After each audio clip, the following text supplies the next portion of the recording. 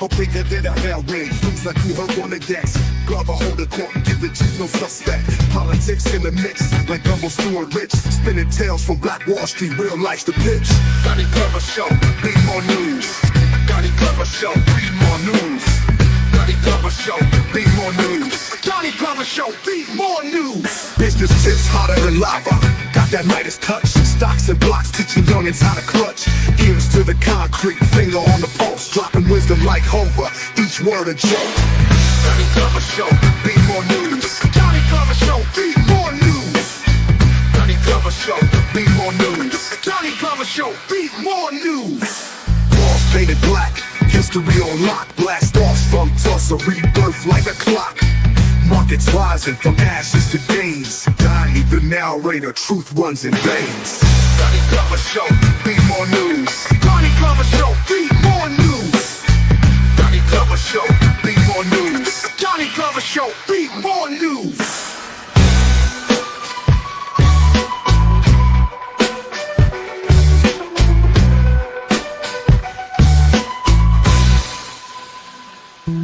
Business tips hotter than lava. Got that Midas touch. Stocks and blocks teaching youngins how to clutch. Ears to the concrete, finger on the pulse. Dropping wisdom like Hova, each word a joke.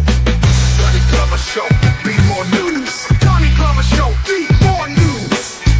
Johnny Glover Show, be more news. Johnny Glover Show, be more news. Walls painted black, history on lock. Blast off from Tulsa, rebirth like a clock. Markets rising from ashes to gains. Donnie the narrator, truth runs in veins. Johnny Glover Show, be more news. Johnny Glover Show, be more news. Johnny Glover Show, be more news. Johnny Glover Show, be more news.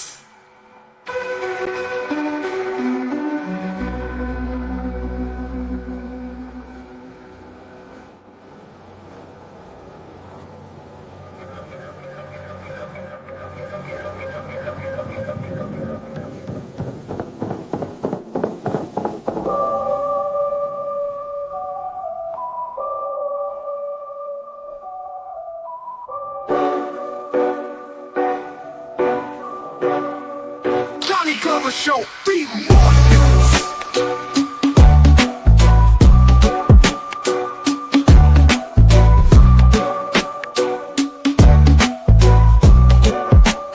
Be news.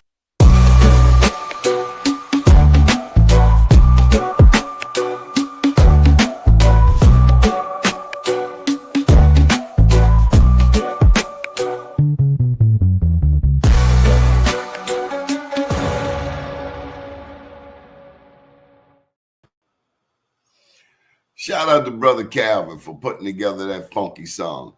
Good evening. I'm Donnie Glover, publisher of BeMoreNews.com, the news before the news, where we uncover the truth. Make sure you support our news outlet, BeMoreNews.com. We have a 23rd anniversary coming up, BeMoreNews23.eventbrite.com.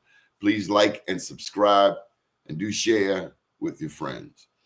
We want to welcome you to tonight's gathering of Indigenous, the Indigenous series. We've been, I guess it's about 4 months now since we started with a series of 3 interviews with Mike Lane. I have been personally fascinated with Indigenous culture all my life. And this segment, this 4 months or so has been illuminating. I've learned so many things I just did not know. And more than, I think the biggest thing is I've learned that I'm not alone. But here's something. I wanted to share with you some of the comments, and we're going to bring up tonight's panel, including our newest member. The other night, Divine Rights dropped a line that hit us right in the chest. We are the land, quote unquote. We are the land. And then Queen Soul for Real Tarot came through. She wrote, "Free the land, salute family." Nikki Nicole, here goes something, reminds us of our grandmothers. The Real Healer saying, "I'm that type of grandmother. Onion, honey, tallow, all of it." That's our culture. That's our medicine. Before CVS, before WebMD, before anybody could spell holistic, our people were healing each other off of the land. We gotta get back to those things. Or many people haven't lost it. And then you have Dwayne Benton Jr., 4077, who says something powerful. Hannibal hit it on the nose. They shipped us to West Africa. The slave trade was told to us in reverse. And see, that's why this series is so important, because the moment you start digging into your genealogy, as Hannibal does, into the land records like Hannibal does, the tribes, the census rolls like Hannibal does, the oral history, the whole narrative starts flipping on its head. I want to lift up This Be Me, 5453, who gave one of the most heartfelt testimonies we've had on this show. She talked about surviving generational trauma, searching for identity, protecting the children, protecting the planet, and understanding that we have always been its caregivers because it's always been ours. Sister, your words were poetry, and you're right. The role we carry is heavy, but it is honorable. Marty Jones, 1671, took us into the classroom, breaking down the difference between nescience and ignorance, not knowing versus refusing what's right in front of you. That's what this work is, confronting truth we were never meant to access. Shirley Baker, 1096, gave us the Southern route. Jim Crow, we're almost done. Jim Crow survivor, Evergreen, Alabama. She talked about self-determination, liberation, reparations, and losing her mother and sisters to the war on drugs. Shirley, we honor your strength and your truth. Ashe. And then there was the powerful story from our sister in Seattle, tracing her lineage from Oklahoma to the Cherokee Nation, to Blackfoot roots, to Navajo ancestry, trying to piece together what was taken, lost, or miscategorized. Family, the story is our story. So tonight, with all of these voices, all these truths, all these healing memories in the chat, we lean into one theme. One theme. This is our Father's land. That's the theme for the night. So tap in, bring your story, bring your grandmother's stories, bring your tribal lines, your DNA puzzles, your testimonies, your questions, and your receipts. Here's tonight's panel. Mafia Shakur running the point. How you doing, sir?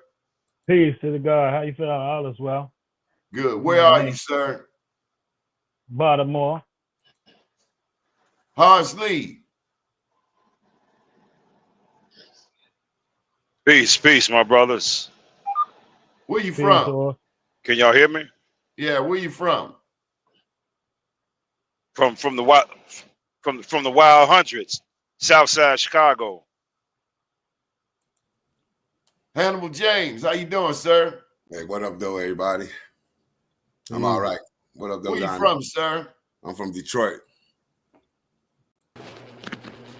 Planet Wells. How you doing? Peace, peace. Good, good. Where you from, Peace. sir?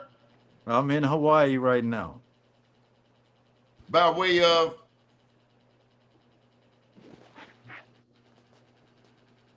Hawaii, by way of New York.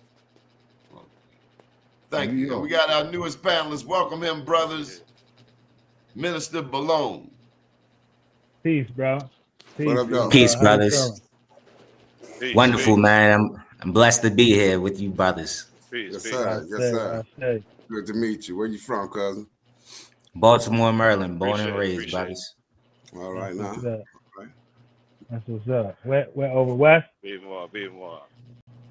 I'm right in central Baltimore right now off North Avenue, but I grew up in East Baltimore, graduated from Dunbar. He a Dunbar Okay. poet, That's man. Yes, sir. Okay, yeah. POE. That's what's up. You know I'm the class Poets 83 at Dunbar. Did I tell you that, Balone? You didn't tell me what class, but I'm glad I know now. I'm 2010. Okay. That's what's up, man. Damn, you Dunbar make me poets feel is real nice. old. 2010. Sheesh. Means I was going to school with your parents and grandparents. Hey, Bob, Yeah, my grandparents were Dunbar poets as well. That's how I roll. Patterson Park and Landville. Those are my first memories in East Baltimore, about 1968. So tell us about yourself, Balone. Let me tell you, this brother is I met him over at the food. I told y'all we got a market, and they're the only spot with fresh fruits and vegetables within walking distance on Thursday, Friday, and Saturday. And so honestly, it's like a reunion for me. I got to go there on those days. Tell them why. Tell them why, Balone. Tell them what you got. Appreciate the time, brother. So I serve as the Director of Health and Food Justice for a nonprofit in West Baltimore called No Boundaries Coalition, where the flagship program we host is a produce stand in the historical Pennsylvania Avenue Market. And we're we're the only Black-led organization left in the actual building. And we sell whole produce and fruits and vegetables. But the main idea behind the project is to make sure that we're the most affordable and accessible. So the market is based off of what people want. Kids come past singing, I want apples or bananas. They want dragon fruit because they see it on TikTok. We making sure that they're getting it, but they're also learning how to cut it, learning how to eat it. We do programming with the kids from 9 to 15 called Team Acorn, where we teach them how to close their eyes and be able to determine what the fruit is so that they can learn how to use their mind to see the stuff that they couldn't spell or they couldn't count too well. So we put them on a register. So we're learning where they're deficient with things, and we're doing it through the market and having mentorship through that way, teaching them entrepreneurship or down to everything to just talking to little boys about how they handle situations with talking to women, right? Or little girls their age, or how to socially deal with people with customer service. So we utilize that environment to teach all various different types of things. But we're right in West Baltimore, and if you're in Baltimore, please come check us out. Now, when I told you about the Indigenous series, what'd you tell me?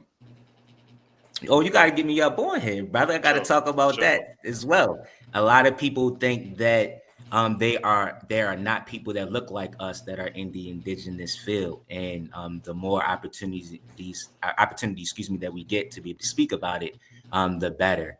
And I actually serve as the president of the Ministerial Council for an indigenous government here in America, called the Aboriginal Republic of North America. Okay. That's Yeah, same, so that's same group with yeah, Brother that's the same organization from Dr. Nav, right? Yes, sir. Yes, sir. Nav serves as one of the naturopathic doctors. We have a couple institutions like the Aboriginal University where we train naturopathic doctors. We have jurists that pretty much handle all our paperwork, help us get our businesses registered, help us with our tax exemptions, that's with property exemptions, and with our sales tax, deal with everything from child support issues down to tickets. They deal with it all. We do genealogy. And like I was saying, with the Ministerial Council, we have 12 council areas where we assist our nationals and other indigenous Aboriginal Black people across the country. Everything from defense to my ministry is science to technology, because I also do solar by trade, solar installation and sales. Then we have health. We have birth, forensics, and deaths. We have education, arts and culture, family and community action, civics and cosmology and psychology. And I'm sorry if I'm missing one, but I believe I listed majority of the councils. Yeah, that's powerful. Yeah, absolutely. What got you interested in indigenous history, culture, ancestry, and all of that, Balone? Searching for freedom and learning that it ain't free, right? The time that you put into the reading, following the greats. And I was always, when I'm reading, you may hear me say I hear them, but I feel like they're speaking to me when I'm reading certain things. But when I'm hearing Elijah Muhammad, Dr. Blyden, Malcolm X with their AUO, there was times throughout their journey that they ended up saying that it was very clear that we would need to create our own indigenous government. They also were clear, not indigenous government, excuse me, but our own government. Our people would have to have some type of form of self-governance. So I was attracted to how could we do that?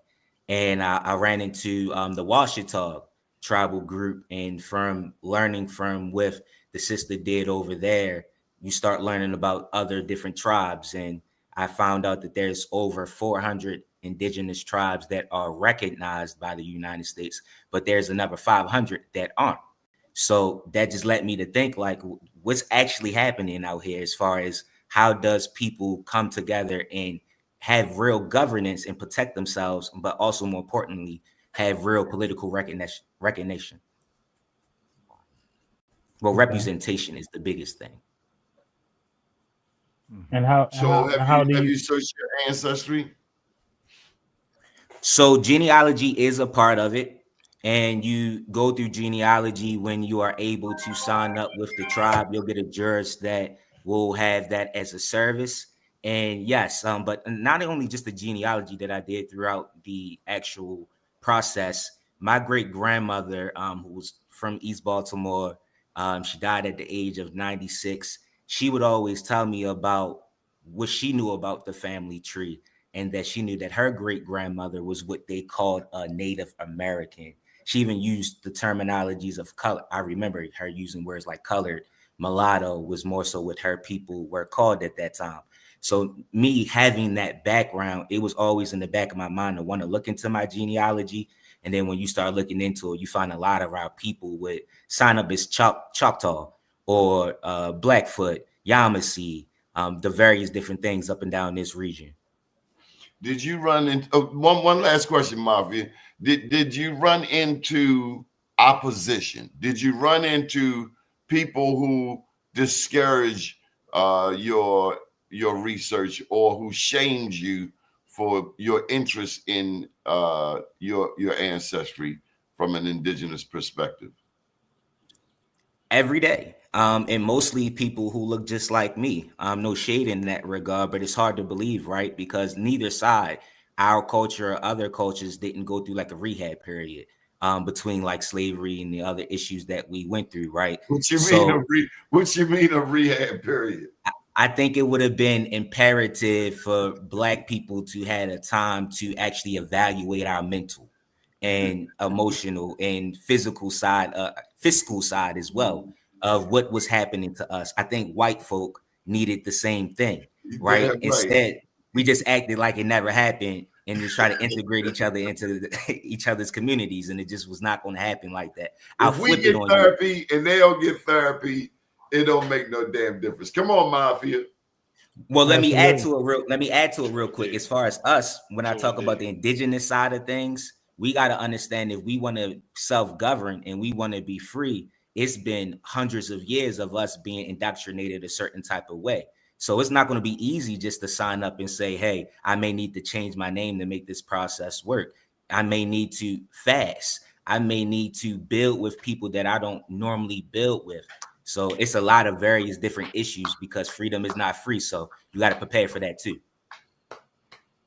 Absolutely. Yeah. So, so what is a federally recognized tribe? Like, how do you distinguish between the two of what tribes are federally recognized and what tribes aren't? So it comes down to a couple things: formal recognition from the government. Formal recognition can come from them, and it deals with those tribes being able to get funds. That's all it comes down to. Those tribes that you hear about that have the reservations and things of that nature, they have passed over their autonomy to be able to get funded, to be protected, to have food, to be able to keep that land, to continue to keep up their banner, various different things. When the government puts out those requests for funds, they'll normally say that you can only get that money if you are a formally recognized tribe. However, in order to be recognized as a statehood, or as far as any government in international law, the government that the United States have follow the same rules. You don't have to be recognized by anybody. You just need to have a landmass. You have to have a population. You have to have a flag, and you have to have government operations that are able to interface with other governments. As long as you do that, that's where you end up having non-federally recognized tribes that are choosing like the Yamasee to keep their autonomy so that they can make sure that they can protect their taxation, protect their lands, protect their rights to use certain types of antigens and medicines, all types of things. Yeah, that's something that Yeah, I agree with. Could you expound on it? Like, see, I think people, when they think about reservations, they think about maybe like a plantation, this big area where they just put natives on. But I want our people to realize a reservation is land that was reserved, like allotments, like I've been trying to teach our folks. So that's a reservation. So if like you got people from Alabama, these 18 counties that came and was seated like in 1832, like I've been saying, and you got your people got some reserved land, that's a reservation. You could do exactly what he's been saying under the Muscogee Creek Nation as red sticks. Yes. This is what I've been trying to tell our people. I've been trying to say it's a Muscogee. We are the true Olmecs. We are the true Mayans. This yes, is what sir. I've been trying to tell us. Just broken down into different confederations. Yes. So in simple terms, what he's telling you guys, like with the Yamasee, that's part of Muscogee speakers people. They got their state, they not federally recognized, but they as a group is being state recognized, and they got political power by how they do their business. I'm not so sure about how they do their business, but I know they got this political power, and we can structure ourselves like how he's speaking about how his group is structured. That's some of the opposition that Danny talked about, and I'll talk a little bit to the land investment that you spoke on, because we have a very important campaign that we're running right now over land investment, and we won a couple cases as well. But more so, when we focus on like our Pan-Africanist background and wanting us to connect ourselves to the land in Africa, what people have to understand is that the United States of America only have one definition on the law books of what an indigenous person is. And they explain an indigenous person to be a person who are the original inhabitants of Africa, America, and Asia.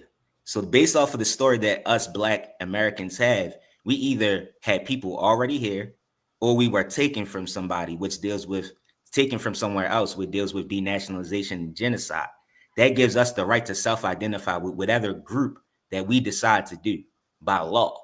So that's the first thing. We have the right to decide to be our own government or join somebody else's tribe, or we can take nationality from Africa and have dual citizenship by the Snyder's Act.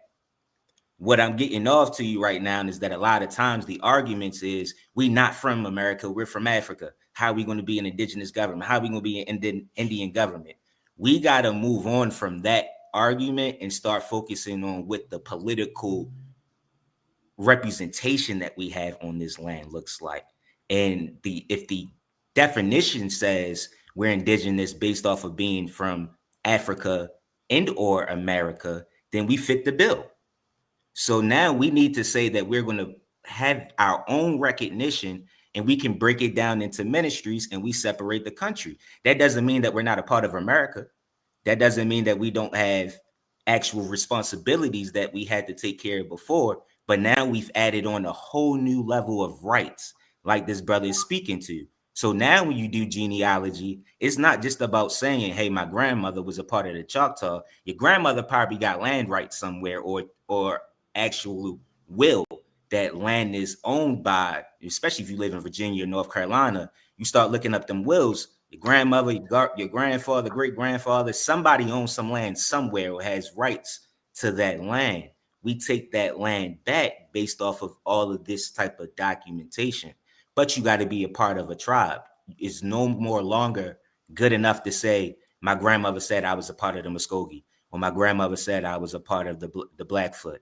If the government is saying that they're going to recognize us if we organize ourselves, then it's time to organize ourselves. But question though, so we signed for government recognition. We still asking for government recognition to create our own government. That's where I'm on the fence about, because we asking permission for the government to give us permission to grant us our own government. Well, no, I didn't say that, right? I said that No, I'm we just sent. asking. Oh, no. So no, that's not what happened. What happened was we sent them our information, our records, that we have the 4 things that I told you that the Montevideo Convention say that you have to have your own government, which is Right. the flag. The You have to state what your landmass is, which we're saying we're originally from this land, or some of our people have been taken from Africa and they have soil rights to this land because they have our ancestors are coming from slavery. So by now we are descendants of slavery. So at that point we have soil rights, which is called just solely on this land.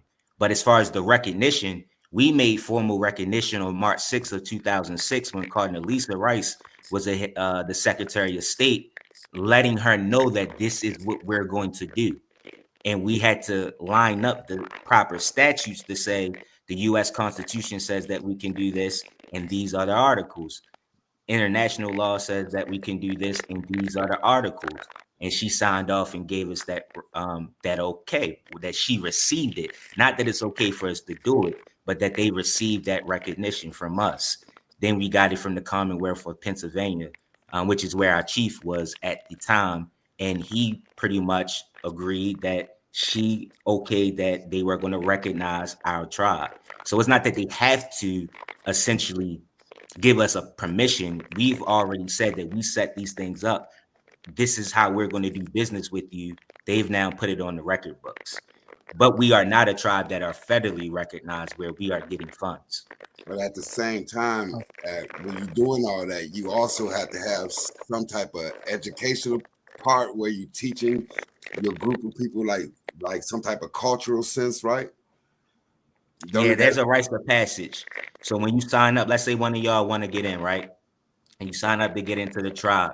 We have a rites of passage time period where we're teaching you one about the history, about what you were talking about the Sheep tribe and the Olmecs, who those people are, showing you that they are us, showing you where you can find that they were clearly black and brown-skinned people, showing themselves killing fair-skinned and white-skinned people, just like in Africa. Walls almost look the same.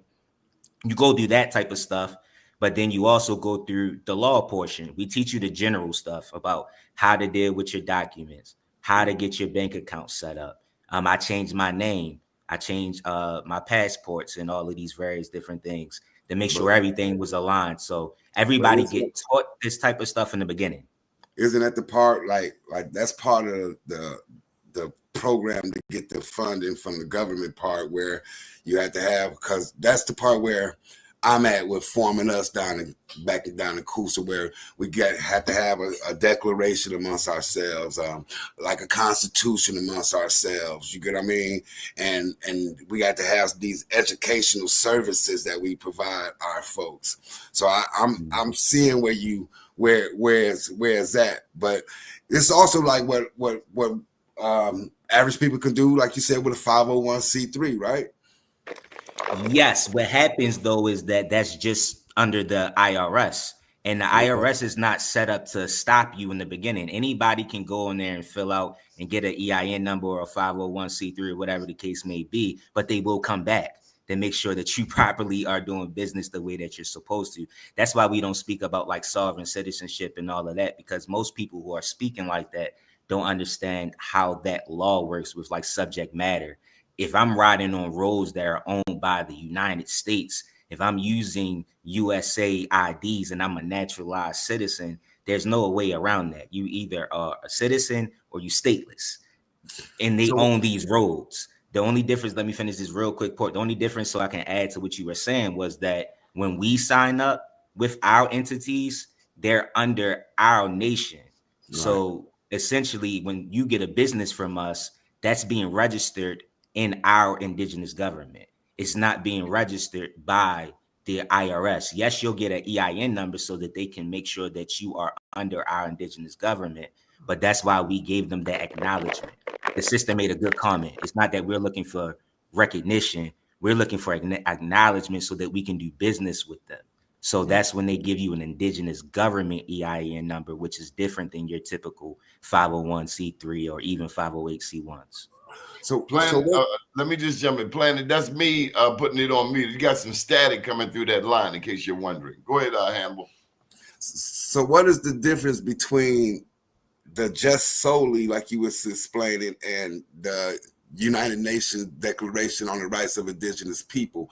Or you having, like you said, well, being a part of this land here, or being a part of a tribe that had a treaty that you have certain provisions that this government has to fund besides the grants that you might be awarded to as being as one, like you say you are. You get what I mean? Like say for instance, you got the like with us, we got that treaty of 1832, which said they give us 25 years of education, such and such, blase split. And then you get the modern grants now. You see, I'm believing that the UN way, or that Declaration of the Rights of Indigenous People for the United Nations, that recognize us across the world instead of being here. Then we could deal with other governments, like you get what I mean, other countries. Am I saying it? You are 100% right. It's a little bit more complicated to that, only in the sense of that the United States was one of the only out of like the 144 countries that's a part of the UN that originally denied the document, the United Nations Declaration of Rights of Indigenous People. They ended up later on down the line accepting the actual document, but they accepted a part of being a part of a coalition with Canada and some other continents. That's important to understand, is that because they originally said no to it. So now when you try to go locally and try to talk to, like, I've tried this already, try to go to Mayor Brandon Scott. Now all we need them to do, you do need that recognition on the local level. Now that the federal government says, okay, we accept these indigenous rights internationally, you need the local jurisdictions based off of how the U.S. government work to then say that they will then continue on those laws. The mayors get these documents in their hand, at least ours did. And he's like, I can't create these programs for all these people. And he's not reading the document, right? It doesn't say he has to create anything. It says he can't stop us from creating our own. It says that if we want to make sure that our kids can eat a certain type of way, think about this. If you're Muslim, your kids are supposed to eat a certain type of way, right? When they're fasting or they don't eat pork, things of that nature. You can't just go to the school and tell them that your kid, based off of their belief, they need to have a certain set of food. But you can if you're indigenous, because you have a government that is representing you and you're on this land. This is your original land. So your beliefs are tethered to your actual rights. It's completely different when you're talking about belief. But if you're talking about governance, now you have those rights. That's what that Declaration of Rights of Indigenous Peoples document that the brother was talking about gives us, all of those various rights. All right, Balone, hold tight for a second. We got to get hello to Michael Randolph down in Tampa. Wells, what's going on tonight, baby? What you doing, Wells? Are you this way? What you do to your camera, Wells? Okay. You don't know? Can you hear me? Yeah, but how'd you turn sideways? Oh, there was a lot of static. It was like a lot, too much, you know. Let me see. If you rotate your phone, can you rotate your phone? There you go. Don't touch it no more. Yeah, but I'm still picking. Go ahead. But keep going. Any thoughts on what Balone has shared with us thus far? Oh, I think it's dynamic and on point. Very clear and good pointers. Good pointers. Very good pointers. Harsley the Fourth. I know you're driving. He might be on mute.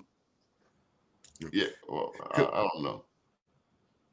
Yeah, can't hear you, Horse. Can't hear you, Horse.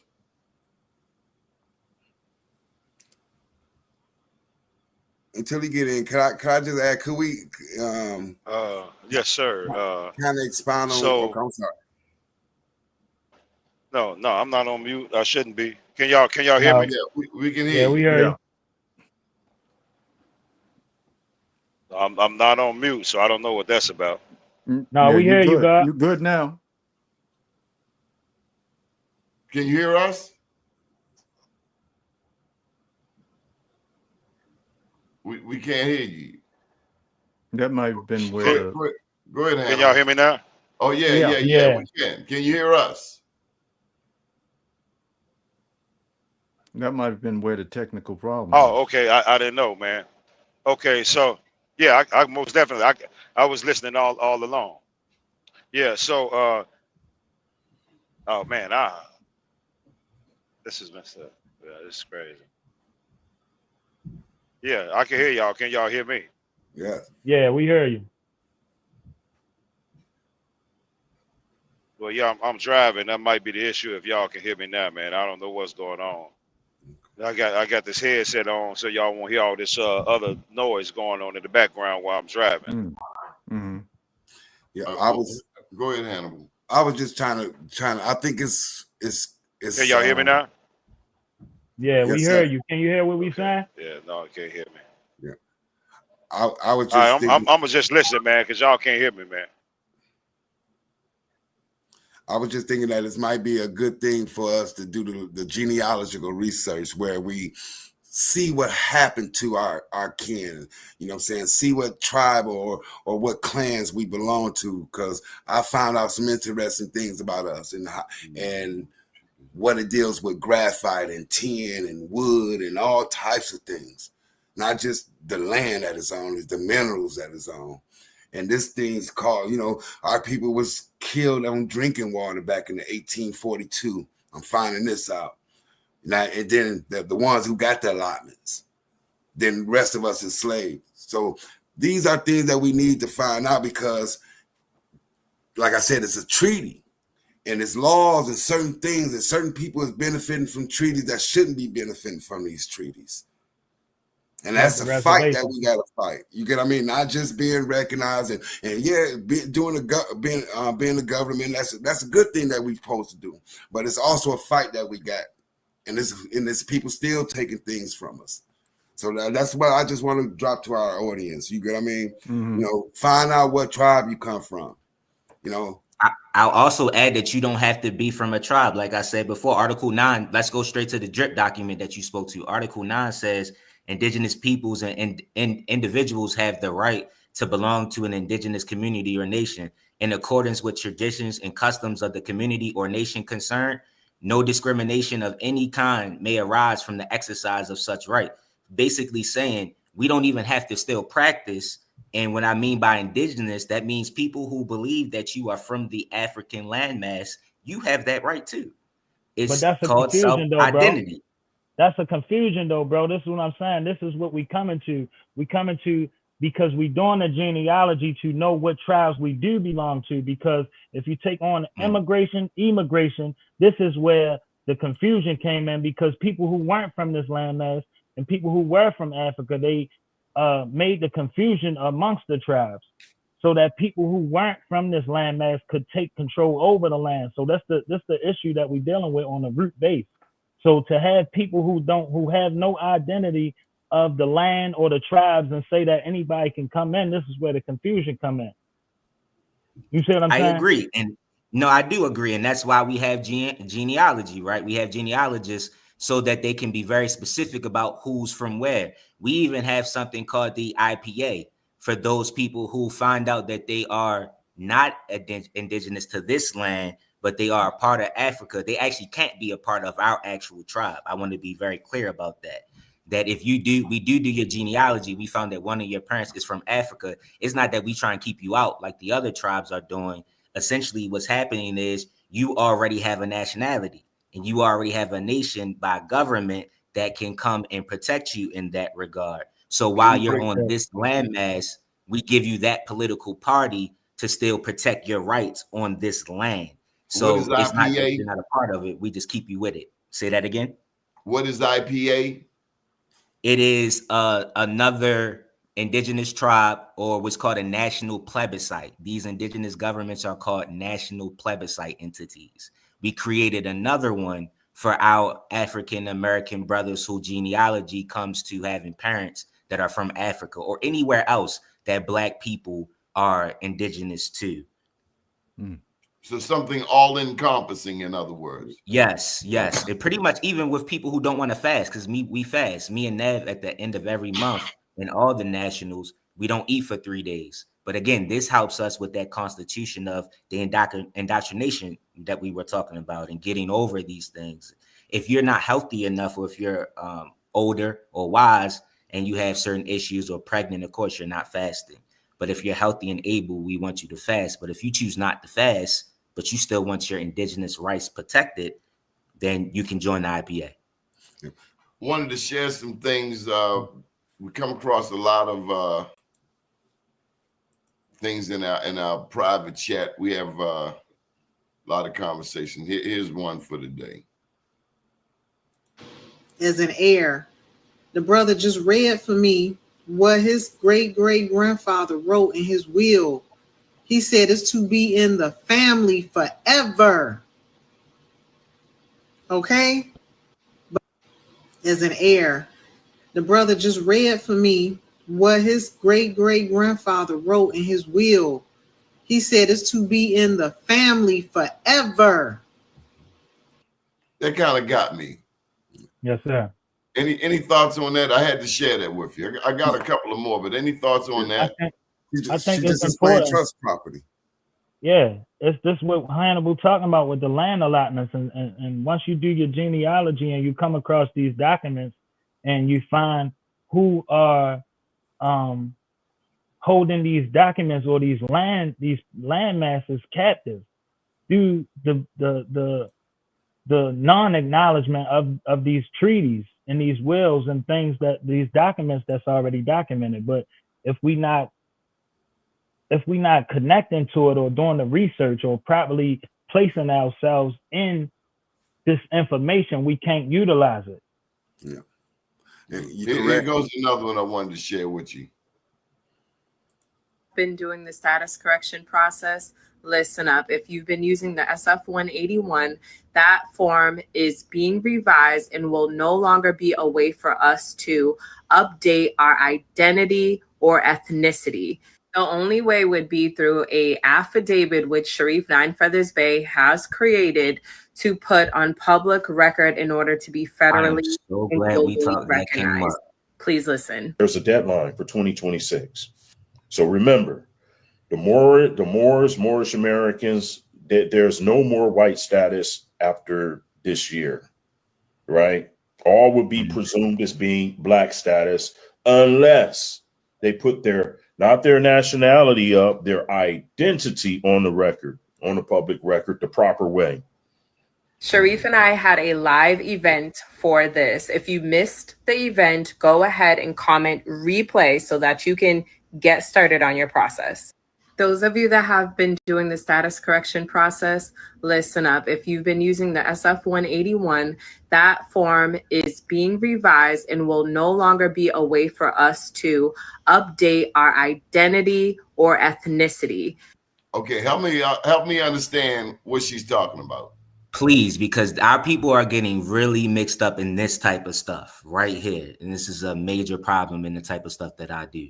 So there is no status correction on these people land, the foreign venue, the United States. There's two governments that are accepted on this land, the United States government and indigenous government. There is no such thing as a sovereign citizen. Let's get that very clear, y'all. If you are born in America, your constitution says that you are a naturalized citizen. You can get into the big cap, small cap, that stuff is real, but it doesn't take away from the case of you being a naturalized citizen at that point, right? They have personal jurisdiction over you and they have subject matter jurisdiction over you. If you then choose to forgo that, that is a real thing, but now that makes you a stateless person that is on somebody's land, choosing not to follow their law. No matter how you look at that, that is illegal, okay? So what she's saying, status correction, this is just another swindle. This is just another person who's getting money from you and giving you all these documents and using real legal terminology. But the issue is you have no nation.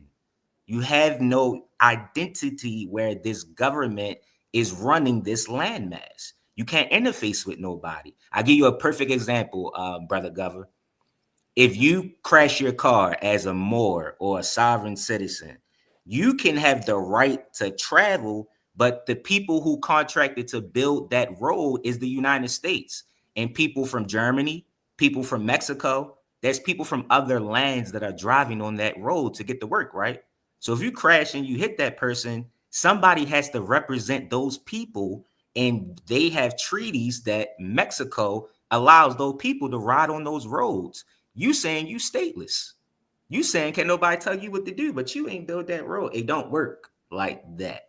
So for somebody to say their status correcting you, the first question you should ask, what is your nation? What is your indigenous government? Because there's only two. They don't have to say that they're Indian, because I clearly don't look like the Indians that they promote, right? But that is a form of a business that this government accepts and does business with. You got to be able to know that terminology. If not, that's just somebody that's giving you some documents and taking your money, and it's not going to get you nowhere. I agree. I agree. Yeah, we understand that, because I formed that affidavit myself, but and I studied, the process of status correction, and it definitely gets confusing. It's like the same thing as a step, like the laws and the government, because talking about the government, these are the same people who took the landmass to begin with, who changed our status from what we originally were. So we dealing with a great power structure. It's like if you can't beat them, you join them. So we finding a way to join them as opposed to taking authority over what's already there. Like somebody in the comments said, ask your grandmother. We not documents, but I can't ask my 14th great grandmother because she already deceased.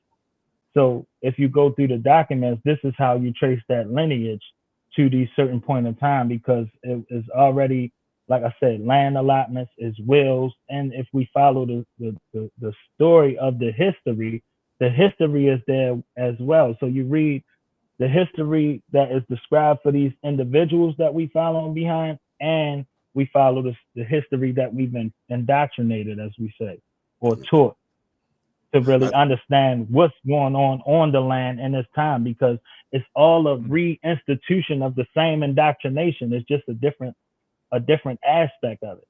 Yeah. I was up here, earlier, me and my cousins, like we normally do, we have conversations kind of similar to this. Mm-hmm. And governing is a little bit different, I believe, because we got to have allies in this game here. And a couple good comments was made, like Superior Minds was like, hey, why not learn about your history, what's going on there? And then, going to the videos about the air property. I believe that us as quote unquote Black people from the Southeast, from Virginia, North Carolina, do our genealogy, find them tribes that we come from, because the records is there. And then we can do what Mafia is saying. But then we can organize and be a part where we don't have to be humble or seem like we feeble-minded or things like that. You get what I mean? I believe that is destiny. And another comment come from our people in our audience. Damon Head saying something good about the Hopi prophecy. We doing it by just talking about it. How we having these discussions right here, and we thinking the ways of organizing. We doing what the prophecy talked about. So we gonna get this together, and just to be able to sit here and hear things out and hear how to become self-determined. You get what I mean? Yes, to have your self-determination to build these, because the brother's saying how these governments deal with each other. And that's the fact. You don't want to be able to deal with these governments. You ain't gonna want to be a lost sheep in a pen with wolves. You want to be a wolf among the wolves. You get what I mean? So I get you. I get what you're saying. I think it's important to note too, like the sister said in the chat, that a lot of people document there was two issues. There was ignorance to the tribes that some people were born into at that time when these dogs' roles were being taken care of, and a lot of these documents were destroyed. So we also do genealogy with the understanding that these documents is not the only way, and is not the point of us trying to prove that we are the indigenous people of America. At the end of the day, the law says that we can organize. That's why I'm doubling down on it, that some people are going to run into the issue on your documents won't be there. So what does the person from East Baltimore, West Baltimore, or Texas, even in that land, do when the documents don't show anything? They still should have the right to be able to form as a government and protect themselves, and still be able to have the right to be an American and still get all the benefits that come with that. They should not be discriminated against. And you absolutely correct. But one component missing is the fight for the ancestors. I think that's the part of being indigenous. For sure. We are so behind on that because we don't see ourselves as those people. But we do have certain books in our tribe. The Yamasee have like their own history books as well. So it's just digging into it. But what tribe? I'm sorry. No, go ahead. No, I'm asking. I know the name of the government is Aboriginal of North America. I don't want to butcher the name, but what tribes do y'all identify with within this government? So the brother spoke to it a little bit earlier. Y'all heard about Tupac Amaru, his mother giving him that middle name, speaking to the Amaru people. The She Amaru tribe is the actual name to the misnomered Olmec people. Those Olmec people and Mayans that they were talking about, these were black folk, and they depicted themselves as very black folk, but they called themselves the She Amaru, which is the people of the tree. That's why they would show depictions of everything coming out the tree. First man and woman coming out the tree, and then animals to follow, and all the seeds and earth to follow after that.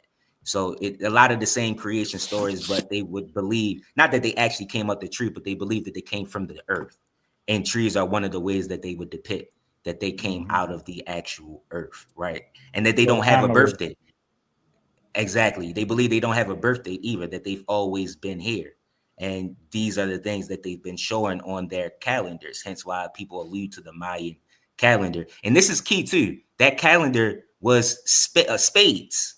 When Columbus and them came over here, they said that they were playing ball and they were playing with cards, and they depicted what they had on the cards. It was Bishop DeLanda, somebody from Rome, that started to put the kings, the queens, and all that bull crap on there. But we put out 13 ancestors on those cards. Now I got to ask y'all some of these things. Who play ball like the Black American? Who raps and use language and music and vibrations like the Black American? Who plays spades like the Black American? When you learn cosmology and indigenous cosmology, you will understand the 52 card deck and the spade game is literally something that our Black indigenous American people have been doing since the beginning of time. And it's a story of the cosmos, but it's the story of ourselves, and we created that game. You got to ask yourself, why aren't Africans doing these things? Because we are cousins, but it ain't the same. I say. All I want to know is, are you going to come back on this show, man? I feel like I talk too much. I want to hear from the brothers, so I'm definitely here. I'll say that to say I'm here as long as y'all keep me here, brother. I want to learn from the other brothers. It's your first time here, so we listen to your perspective on things and get an understanding of where you come from and things. I agree with where you're coming from on the things. Just that little one part, what I said about the ancestors. And like Donnie played the video about the heirs thing. Like my great grandfather, he sued everybody in the family, and it was in the newspaper. And then they had the land allotment, it had the identifier on it. And I did my due diligence going through the deed records, and I seen this land was allocated on a treaty. And then I read the deed from my third great grandmother, born in 1820. She was like in 1898, she was sick. And she said that I'm leaving it to my sons and them forever. And we still got that land today. That was in 1898 when that happened. when she wrote that. We got that land today, forever. So this is what I'm trying to say to our people. This is some serious work that we got to do here.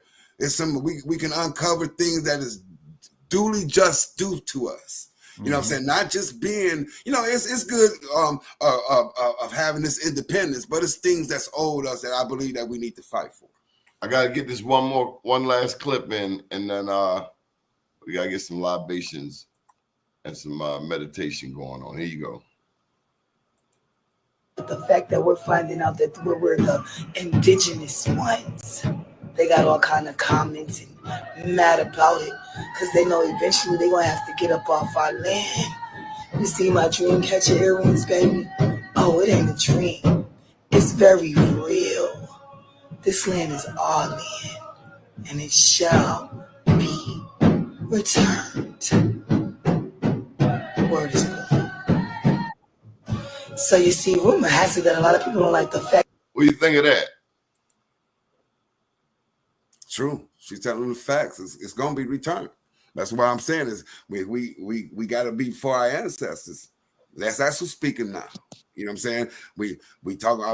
I've been saying I'm Muscogee. That's who I'm for. My ancestors. My cousin to tell you that's who I speak for. So I'm speaking about that, and my feelings is in there. I might be a little emotional now because this is what I do. You know what I mean? No, stand strong on it. Stand strong. I make sure I remind the ministers that I meet with every 2 weeks that we got to stand strong in this and say who we are, where we come from, and if we are a minister or whatever, because titles don't matter until your people give you one. We haven't been able to be in a place where our people have determined that we are the ministers and the people that are governing ourselves, that are coming to save ourselves. And they have to respect us that way because we saying this land is our land and we are going to protect our land and we're going to govern ourselves in order to not only be at your table but create our own and make not go through the same excuse me, not fall for the same tricks we fell for before. It's a new day. You get what I mean?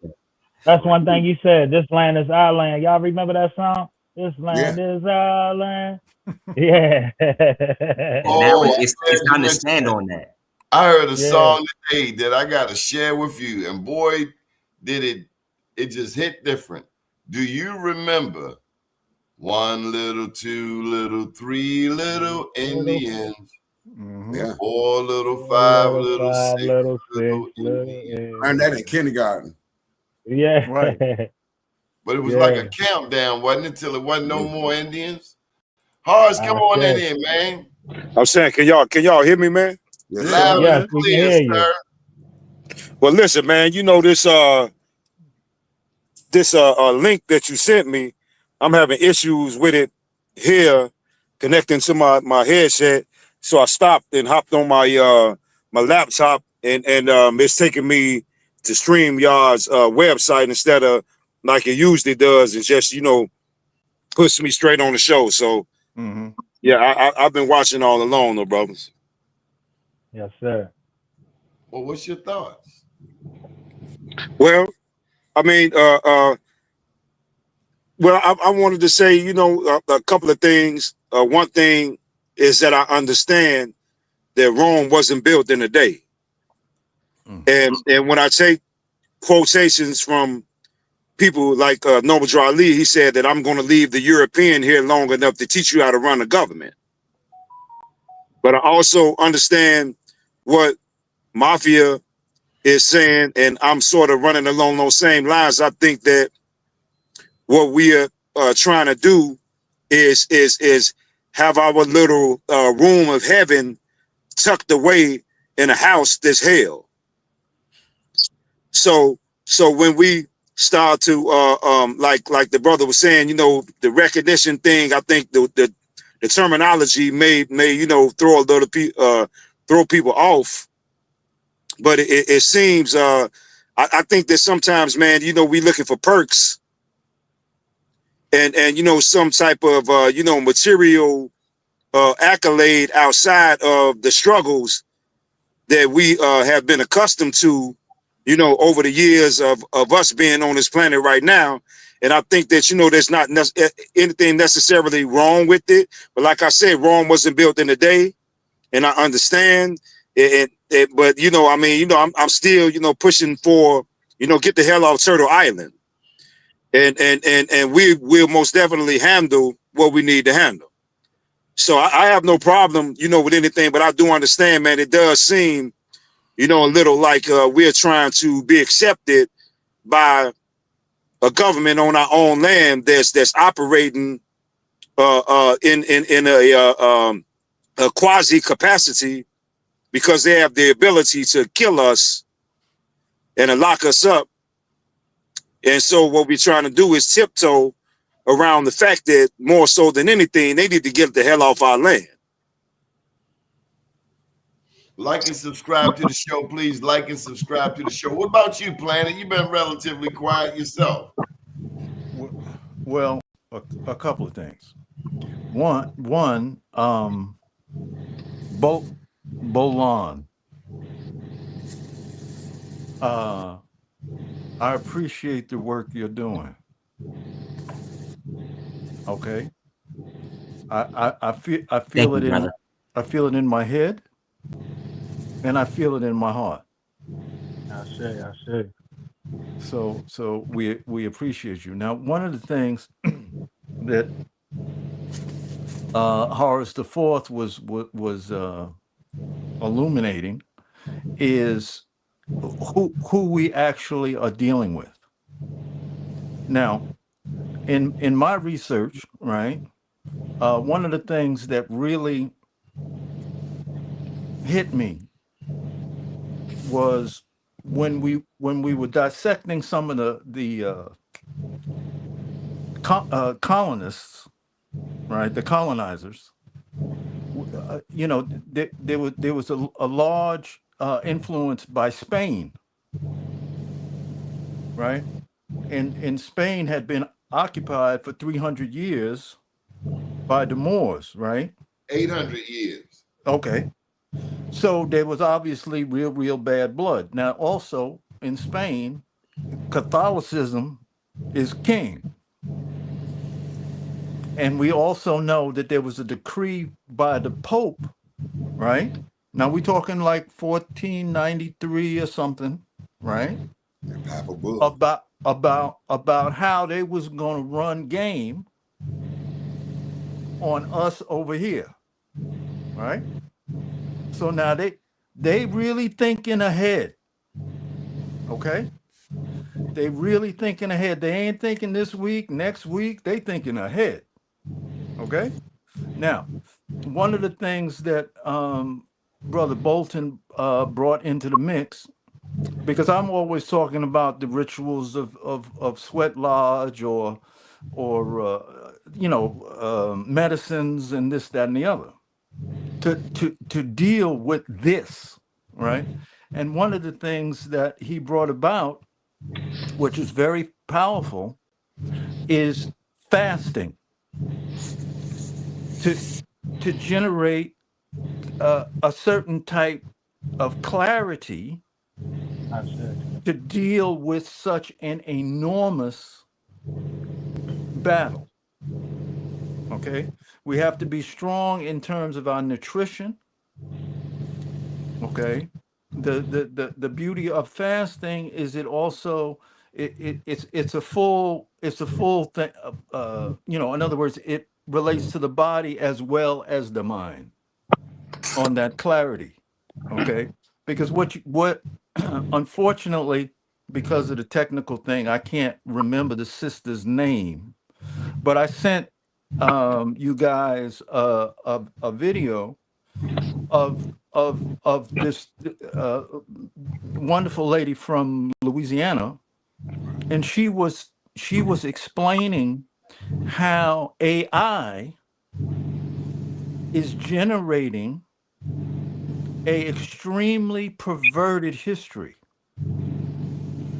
And what they're doing is they're utilizing this kind of wonderful dated photography, okay, and suggesting that these were portraits and switching the narrative of the whole slavery thing and this, that, and all of it's fake, right?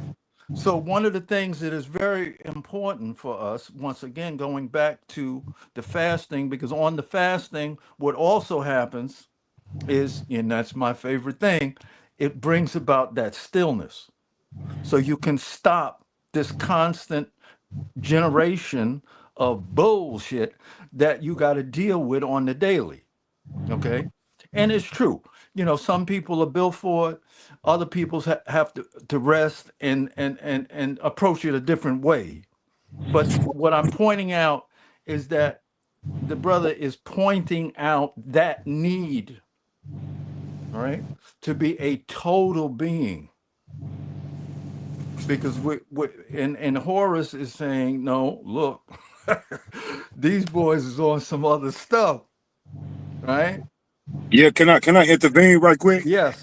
And I agree with you. Well, see, my thing is that, like I said, we're trying to find a bedroom of heaven in a house that's nothing but hell. I got it. So while we getting these perks and these business jump starts and whatever, they're still hanging us. Mm-hmm. They're still shooting us down in the streets. They're still rolling up on our youth and snatching them and throwing them up against the wall and searching them like they just shot at Kennedy. Mm-hmm. So something has to give on a masculine level as us being warriors, man, because we Comanches, we Red Sticks, we Washitas, we Choctaws, we Creeks, we warriors, man. So every time I get this love energy, which is cool. We love you, but it's like you love your kid. You smack them on it, don't mean you hate them. You love them. But I think that we have been systemically smoothing down to forget the warrior part of it. Let's just approach it from a love and a paperwork aspect, while these people are still, man, coming at us sideways on some physical BS.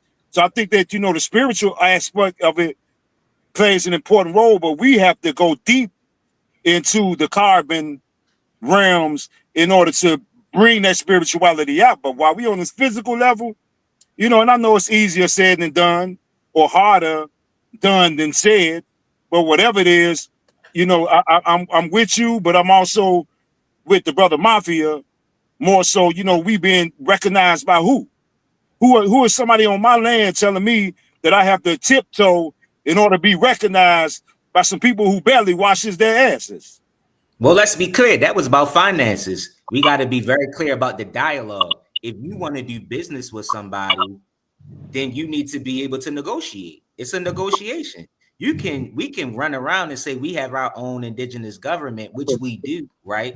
And we do our operations. But if I want to do business, and if I want to have, I'm gonna give you the same example. If I want my people to have license plates so that we can protect all the properties in there, and then if a police on your jurisdiction hurt our people, like you're speaking in reference to, the brother already spoke to the international law that got our back. But you can't do that as a Black American.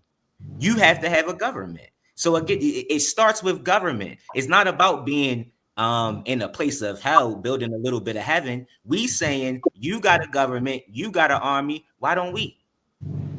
How you gonna beat it? How you gonna beat a government with an army with no government and no army? How you gonna fund it with no money? If all your money is going to every business that Black American have, is two things that is an issue with the Black economy in America with business.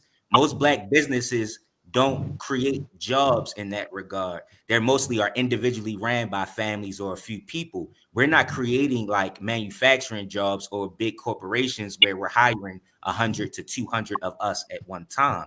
That's one problem. The second is every business you create is under the United States jurisdiction. All that money goes to them. Every business we create goes to us. We only had 60 minutes to talk today. We didn't even talk about all the various different aspects of this tribe. We all get tax exemption, but we all fund our government. I just wrote a bill while this government was shut down. I wrote a bill for my government in order for us to get X amount of dollars to pay the government operations. The same thing that they doing, but I'm doing it with my people. You feel what I'm saying? So that's that's a whole different conversation. So I preference it back to say, to your point, how do you get physical? How do you be a warrior if you can't? The art of war says, how do you wage war? It's chapter 2. And trust me, I'm very studied in that. It's chapter 2. How do you wage war without no money, without any operations, without any way to feed anybody? The further you are from the issue, the harder it is to fund war. We got to think about these things, and you can't do that as organizations anymore. There's a difference between an organization and a government of organizations, and fighting against other governments take some form of negotiation. No, I understand that. Other brothers can speak on it.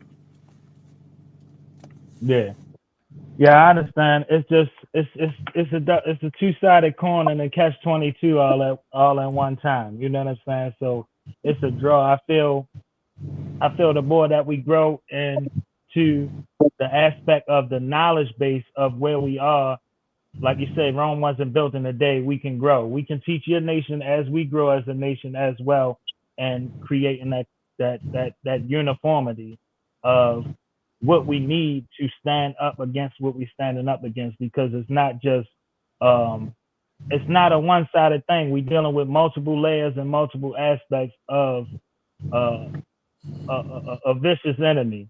You know what I'm saying? So we see you as an ally. We just saying the stance that we take as to far as how we move and operate with certain things going forward to eliminate the problem. You know what I'm saying? Because you can't make a movement if you can't feed nobody.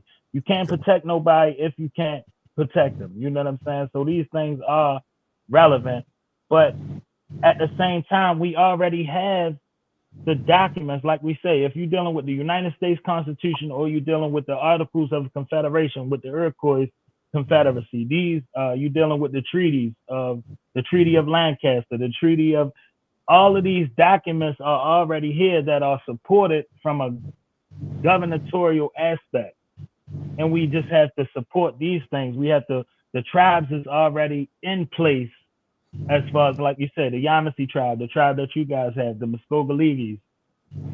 These are all unfederally recognized tribes, though. Let's be clear about that. Exactly. Those are unfederally recognized. The other ones are recognized, and they are. And that's the difference.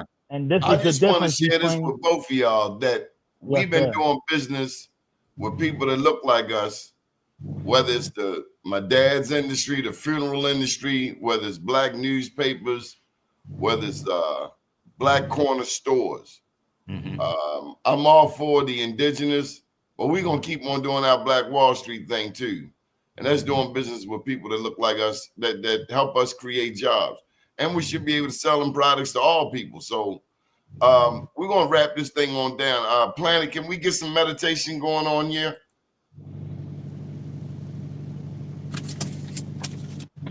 I had you on muted. You can't hear you. There you go. Okay. Am I here? Yeah. Yes, sir. Okay.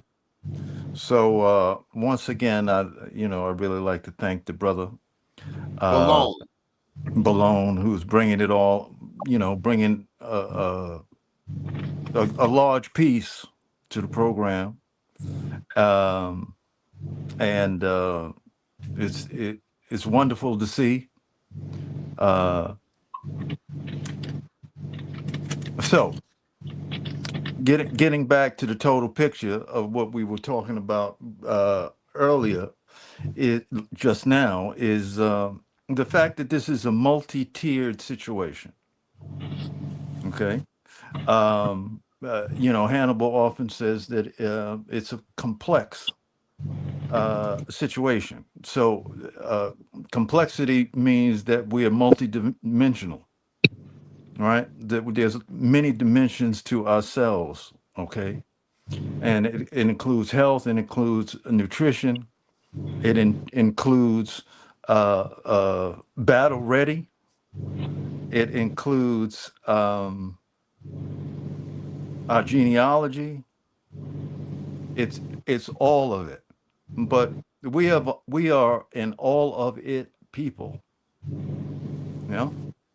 And one of the things about the reviewing of the past, right, is that we have to include the present, right? So, you know, as a kid, I used to go to the Metropolitan Museum of Art. I just loved to be in there. And, you know, I would particularly go into the older sections, whether it was sections on ancient Egypt or ancient India or the Dogon tribe or whatever, right? But I would always, there was always a little bit of a sadness because I felt that these magical things that they had, these this artwork, this design, these garments, these shamanic instruments were meant to be used, right? And that this beautiful museum was preserving it, but it was preserving it as a frozen thing. So I always ask myself, what would my ancestors do now? Not then, now. So you have to bring that ancestral spirit up to date in the present moment and connect with them spiritually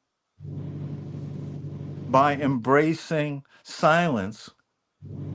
Because when you think about it, that's the only place they could be. Right?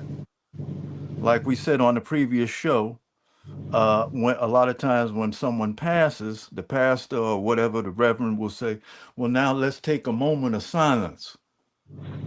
That's because with the intuition knows that the only way you can connect with realms other than this current active reality is to go deep inside, and the only path inside is to embrace silence. So we're going to just do a short one tonight, and so let's take three deep breaths.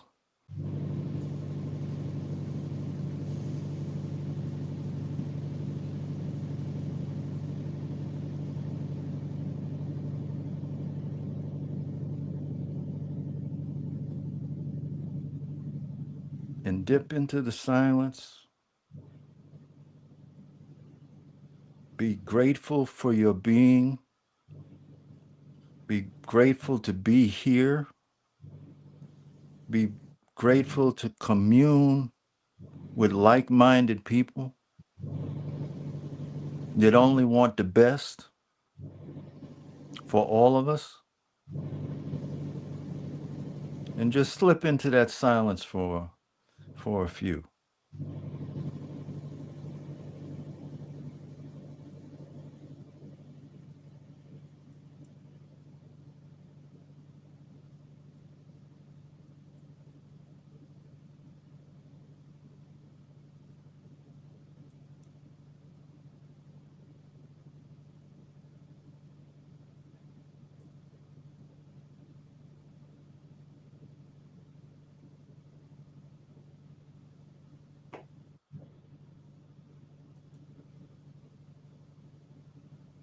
You're going to keep on, Wells, and I'm going to go to sleep on you.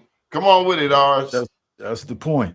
All right, and you know, before I do this honors list, you know, I want to say, man, thanks to our new brother here, and brother, don't take what I'm saying as if I'm against what you're doing and what you're standing for, but as an indigenous, quote unquote, black man, I'm pretty sure you can understand my frustration because we still have to deal with, I don't even know what to call it anymore, man, because you would think that you would think that George Floyd or the brother up there in Baltimore, Freddie, you would think that would have some type of impact in the mentality of these people. They're like, man, slow down with this foolishness.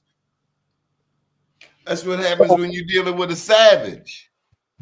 So, you know, it's never against anybody who I see that, regardless to whether it's the opposite of the route that I'm trying to take or looking into, if it produces good work, hey, I'm down for it. Hey, I'm willing to learn it. But it's nothing towards you personally. It's just the frustration of having to deal with a beast that's trying to tell me and my people that we're beasts.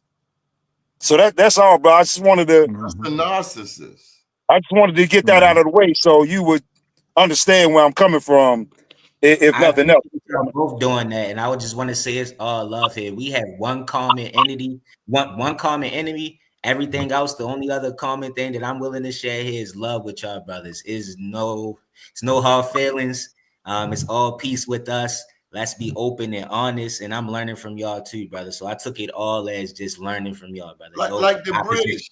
Like the British. The British caused problems here in Africa and in India. And that's why I don't get it with a lot of cats from India that come to America and look at us in a certain caste system kind of way. Well, they've been educated. They've been educated by the same system. Check this out. You walking down the harbor with your peoples and cats coming right towards you. And some people got the mindset that you supposed to move out your way. I told my daughter, you better not move. I wish you would move. You don't know what I'm saying. Some people still whisper when white people come around. I've seen it, man. Yeah, I seen it. Yeah, watch the Negro tendencies. Kendrick Lamar talk about it. Come on with it, ours with the libations. But this has been a powerful hour and a half. Okay, brothers. And first of all, what's our brother name here? Because I can't see it. Minister Balone. B-O-L-O-N. Balone. Balloon. Balone.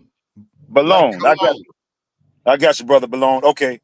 I want to start off by giving honors to Prophet Noble Dra Lee, the great Queen Neitha, the most honorable Empress Vadayasi, the most honorable Empress Chief Redbird, the honorable Chief Warhorse, Dr. Francis C. Wilson, Dr. Arikana, Sister Shahrazad Ali, the late great Ashada Shakur, the honorable Angela Davis, Mama T, Sister Vicky Dillard, Dr. Joy DeGrew, Sister Myra, a sister on YouTube by the name of LaChris, the sister Secrete Balance, the Honorable Elijah Muhammad, Malcolm Malik El Shabazz, Dr. Khalid Abdul Muhammad, Dr. Delbert Blair, the Honorable Taj Tariq Bey, and Dr. G, the Honorable Dr. Claude Anderson, and a special request by my elder, the Honorable Sun Ra, Patrick Lumumba, Professor P.L.O. Lumumba, the late great C. Freeman Hill,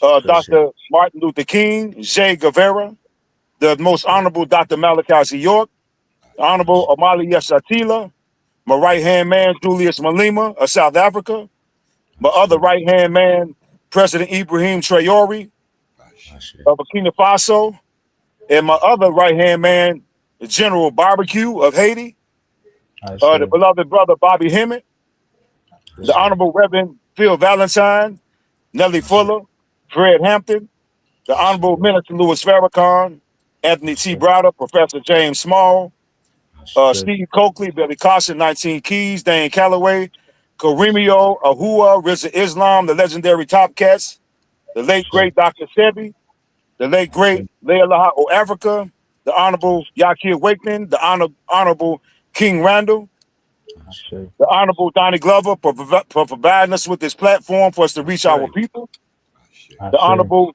Elder Planet Wells for his wisdom, the beloved brother and honorable brother Hannibal James, the young, wise, and intelligent brother Mafia Shakur, our new member, the brother Beloit. Did I get it right?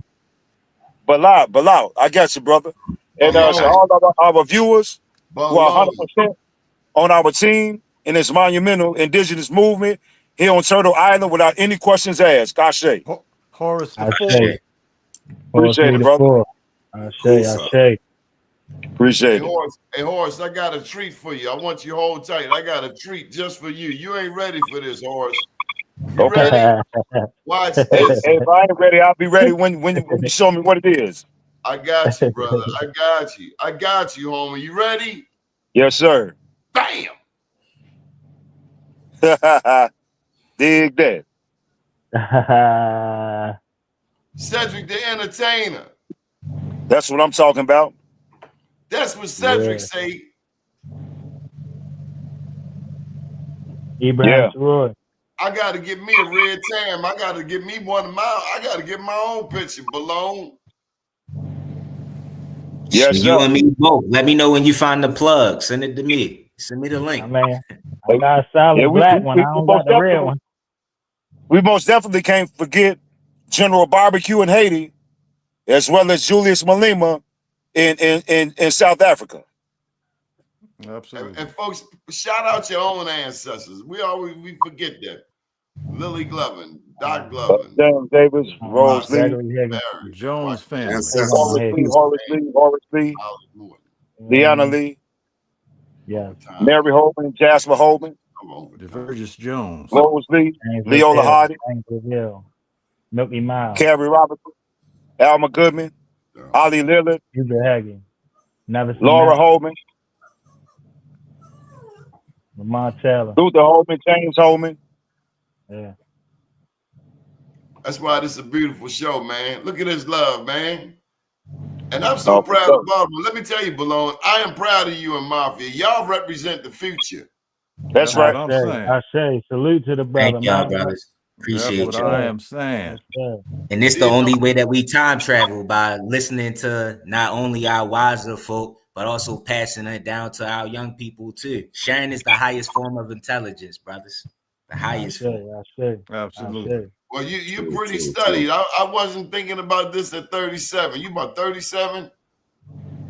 I just turned 33, October 13th. 33. I ain't trying to make you old. Take your time, young man. Congratulations. Take it slow. Take it slow. But thank you, brothers, for the time and y'all energy, man. I didn't get a chance to make sure I was clear that I am appreciative of your time, your energy, your understanding. It is not easy doing this type of fight. I know that y'all get that as a black man.